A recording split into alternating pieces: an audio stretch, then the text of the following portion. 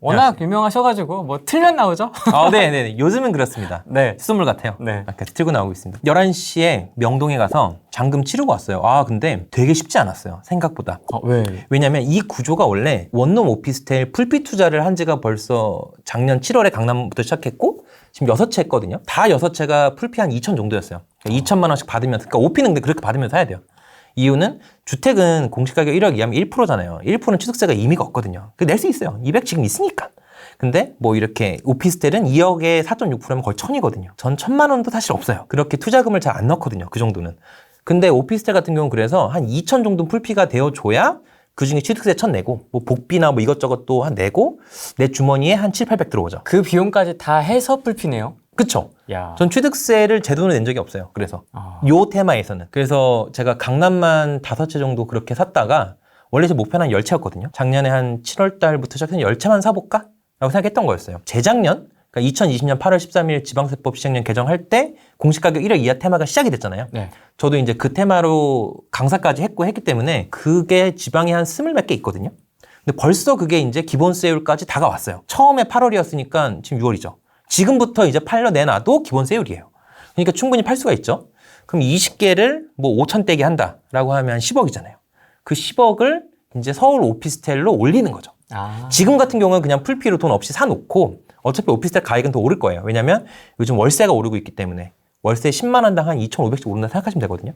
그래서 그게 오르고 나서 제 세입자 중에 누군가 나간다고 하면 원룸 오피니까 빈번해요. 나가는 경우가 확률이 크거든요. 확률이 커서 그게 나간다 그러면 기쁘게 내보내고 그땐 고민이에요. 현금을 다 넣을지 아니면 약간 담보대출 받아가지고 수익률로 약간 짜볼지.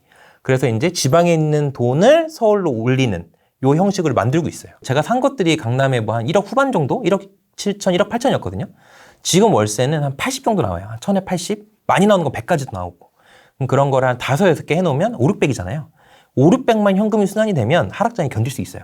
그러니까 요 부분을 먼저 준비를 하는 거죠. 공시가격 1억 이하 할 때도 제가 한 20몇 개 샀지만 16개까지는 총 투자금이 500만 원이었어요. 채당 500이 아니라 전체 500. 토탈. 토탈. 그러니까 하나에 한 35만 원씩 산 거죠. 16개를. 왜냐면 뭐 간단했어요. 뭐 탑층이나 1층 같은 경우는 누가 돈 주고 팔잖아요. 수요가 별로 없으니까. 그런 것들을 살 때 한 1000에서 2000 땡기고 RR층은 그렇게 안 팔잖아요. 네. 적어도 1000이라도 줘야 얘가 팔 거 아니에요. 그렇죠. 그런 경우에는 1000 팔고. 그러니까 결국에는 플러스 하면 똔똔으로 그렇게 해서 세팅을 했던 거죠. 그러니까 그때도 돈이 하나도 안 들고 시작했고 이유는 그 당시 제가 회사원이었어요. 월 300을 못 버는 회사원이었기 때문에 돈이 없었어요. 돈이 없었기 때문에 그런 투자만 한 거예요. 계속. 그랬고 이제 그 테마도 거의 2년 동안 다가와서 너무 올라갔으니까 작년 한 7월쯤에 사람들이 그랬어요. 야 이제 인구 50만 30만 다 털렸다. 이제 10만으로 가자.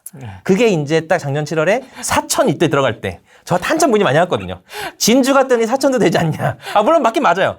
그러니까 이 뜨는 거에 강도가 있지 걔네도 안 뜨진 않거든요. 인구 아무리 그렇다 하더라도. 그래서 4천 할 때 저는 오히려 저게 심장을 누렸죠. 야 내가 거기 갈 바에는 우리나라의 심장을 노리자. 서울. 서울 중에도 강남을 노리자. 다만 아무도 쳐다보지 않는 원룸 오피스텔이다. 누가 나 미친놈인지 알 거다. 원룸 오피스텔을 수익형이 아닌 시세차익형으로 생각한다는 것 자체가 미친 거였어요. 그렇죠. 아무도 그런 생각을 안 하니까. 그쵸?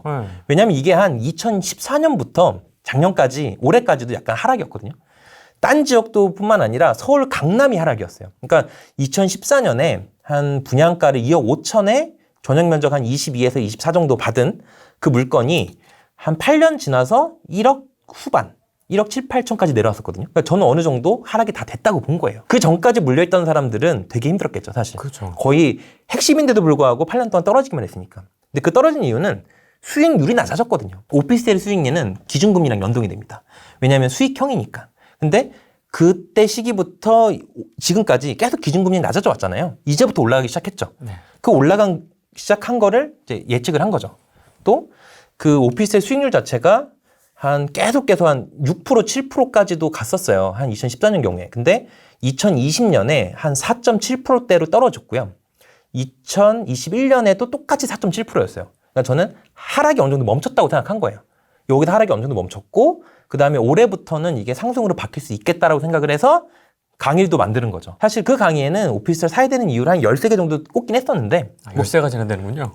굉장히 많긴 많았어요.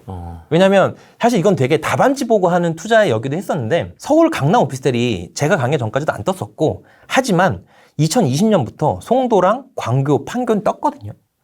여기가 원룸 섹터가 50%에서 100% 올랐어요. 아, 그래요? 네. 그러니까 원룸 섹터라고 하면 이제 뭐 작으면 한 18제곱미터 전용으로, 크면 한 24제곱미터 이 정도거든요. 근데 그런데 그런 테마도 마찬가지 제가 보다 보니까 야, 이게 50 정도가 오르네. 근데 이 테마에 되게 좋은 게 뭐냐면 제가 말했던 것처럼 투자금이 없어요. 애초부터 풀피인 거예요. 그러니까 투자 수익률 따졌을 때는 내가 돈을 집어넣고 수익률을 받는 게 맞으나 이 테마는 좋은 게 돈을 넣을 필요가 없다는 거죠. 왜? 돈을 받고 사니까. 왜 받고 사? 사람들이 버리려고 하는 물건이 많았어요. 지금은 좀 그렇진 않아요. 근데 그런 물건들을 이제 모아서 나는 이제 더 시세 차익형도 일으킬 수 있죠. 그럼 다 그게 지금 네. 올 전세로 지금 세팅이 돼 있는. 올 풀피로. 그러니까 지금은 꽉 찬 전세로 돼 있고 이제 현금이 돌아오고 있으니까 지방을 끌어서? 네, 지방을 끌어서 이제 하는 거죠. 한 20개 정도 팔아야 되니까 지방 거를. 그래서 이제 여기서는 팔고 월세를 넣으면 나오는 현금 가지고 어느 정도 하락장을 견디다가 다시 상승 사이클이 보이면 월세를 전세로 전환시키면 2억 정도 들어올 거 아니에요, 한 채에. 어차피 보증금은 월세 보증금은 거의 없고 전세는 한 2억이 넘으니까. 그럼 2억 들어오면 1,000만 원씩 20개씩 사면 되는 거예요, 똑같이. 그럼 5개만 팔면 100개 살 수 있겠네요. 심장부를 노렸다가 지금 네. 이제 더 확장이 되신 거예요? 아까 네. 지역이. 아, 명동이요? 네. 그 명동은 사실은 제가 부동산 투자의 처음과 끝은 물건 검색이라고 얘기하거든요. 아무리 휘황찬란한 강사의 얘기를 들어도 내 투자랑은 안 맞아요. 내가 똑같이 할 수가 없고 시기상도 다르고 그리고 나는 결국엔 내가 물건 어디서 봐요? 내부에서 보잖아요. 근데 사람들은 부동산 공부를 배우기만 하지 실제 부동산 매물을 찾지 않아요. 이게 굉장히 큰 문제예요. 공부와 별도, 이 매물 찾는 거와 별도 이 두 개를 동시에 하면서 이렇게 아울러야 되는데 공부는 공부에서 끝나버리는 거죠. 매물을 찾지 않으니까 실제 내가 매수까지 이어지지가 않는 거예요. 부동산 공부가 무슨 대학교 뭐 석사 공부도 아닌데 공부만 하시는 거예요, 그냥. 유튜브 보고, 계속 블로그 보고. 공부만 하시는 거죠. 그게 되게 속상해요, 사실은.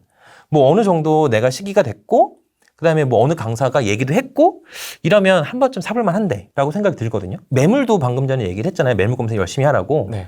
강의도 저는 이런 말 하면 뭐하지만 진짜 고액 강의 말고 몇백만 원짜리 말고 그렇다고 뭐 정규 강의라고 요즘 얘기하는 건 12시간에 50에서 60에 팔잖아요. 전 책 내고 그거 안 하고 있지만 그런 것도 말고 한 3시간짜리를 5만 원에 파는 강의들이 많아요. 보통 거기서부터 시작해요. 네, 특강. 사실은. 특강이라고 얘기하는. 여러분들이 주식이나 코인으로 100만 원 잃기 정말 쉽거든요. 지금 사셔서 오늘 밤 되면 100만 원 일어났을 거예요, 이미. 아, 진짜로. 500만 원 투자도 100만 원 잃기가 너무 쉬워요. 그래서 그 100만 원짜리라고 생각하면 내가 잃을 거라 생각하고 5만 원짜리를 진짜 한 10개에서 20개 들어보세요. 들어보시면은 이게 느낌이 와요. 어떤 느낌이 오냐면 강사도 이건 사실 부동산 강사 입장에서는 외줄타기거든요. 내가 만약에 얘기한 단지나 내가 얘기한 매물이 어떻게 보면 시장에서 안 먹혔어. 안 떴어. 그리고 오히려 떨어졌어. 이러면 다시 시장에 나오기 어려워요.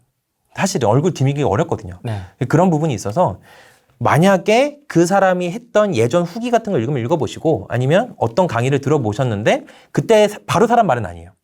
보셔서 한 명을 찍은 다음에 그 사람이 얘기했던 단지, 그 사람이 얘기했던 지역 이런 것들을 다 본 다음에 실제 그게 거래량과 이어지는지를 확인하셔야 돼요. 만약에 이게 6월에 강의를 했어요. 그러면 6월에 이제 그 사람을 강의하고 거래량이 터졌겠죠?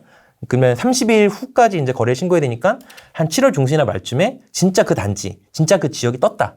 그러면 그 사람은 시장을 움직일 수 있는 사람이거든요. 적어도 가수요라 그러죠. 투자 수요를 불러일으킬 수 있는 사람이에요. 그렇게 되면 한 번 해서 됐어. 2번? 괜찮을까? 이때부터는 한번 고민 해보셔도 될 것 같아요. 그러면 이제 또 판단을 하는 거죠. 내가 저 사람이랑 어떻게 밀접하게 갈 수 있을까? 친해질 수 있을까? 어떻게 하면 저 사람 손잡고 같이 들어갈 수 있을까? 그거를 제일 먼저 생각하는 거고 친해질 수 있으면 제일 좋은 거죠. 사실은 부동산 투자가 물론 이렇게 남한테 의지하기 시작하면 한두 끝도 없어요. 네. 왜냐하면 결국에는 그 사람과 관계가 멀어지면 투자 끝날 거야. 그것도 아니잖아요. 그래서 내 투자 원칙을 만들고 내가 스스로 해야 되는 게 맞지만 우리나라 뭐 1,000만 명이 다 자기 스스로 투자하면 그것도 말이 안 되잖아요. 그렇죠. 네, 어느 정도 그건 말이 안 되고 자기 취향대로 내가 부동산 공부를 뭐 이렇게 뭐 강사까지 할 거 아니라면 그냥 정말 잘하시는 분, 감이 있거나 시장을 움직일 수 있는 분을 찾으셔가지고 그 사람이 얘기하는 게 실제 들어맞나. 그 다음에 요즘 웬만한 강사들은 블로그 다 가지고 있거든요.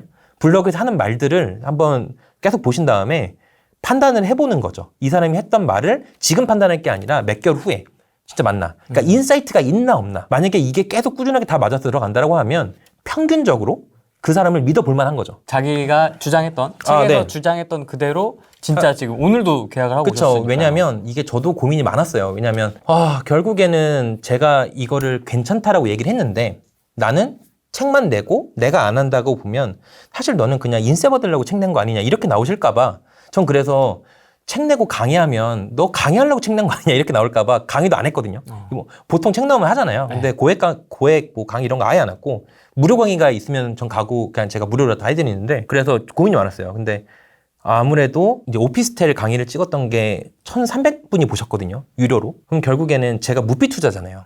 그러니까 저는 제 수강자들을 가르치면 경쟁자를 양상하는 것밖에 안 돼요. 왜냐하면 저의 투자는 허들이 없어요. 왜 허들이 있는 강의는 알려줘도 돼요. 아무리 알려줘도 이 사람이 자본금이 없으면 들어올 수가 없으니까. 못해. 근데 나는 가르쳐주면 다 내 경쟁자야.